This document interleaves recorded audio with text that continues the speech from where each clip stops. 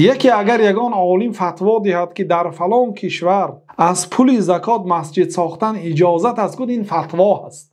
یعنی این به فتواش جواب میتید، اصل نیست. اصلا الله تعالی بر فی المساجد نگفته است و فی سبیل الله گفته است، مراد جنگ است.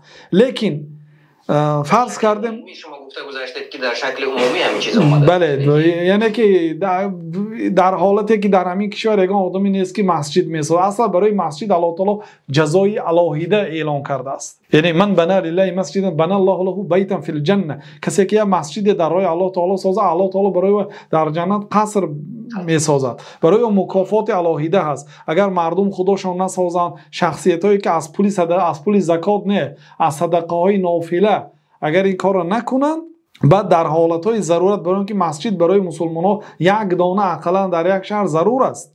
و در بعضی سوال ها آمده است که 285 کیلومتر مسجد از ما دور است، آیا برای ما جمعه فرض است یا نه؟ گفتند یک بار به همین سوال جواب میگم، جمعه فرض نیست برای آنها، برای آنکه به مسافر جمعه فرض نیست.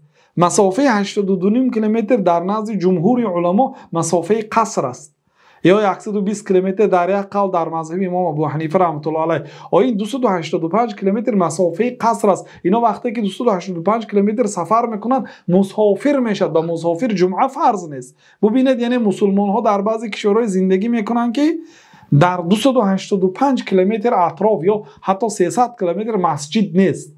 برای چی در همین جاها مسجد نمیسازند؟ بیایید برگردیم به آیت 96 یا 97 سوره نیسا.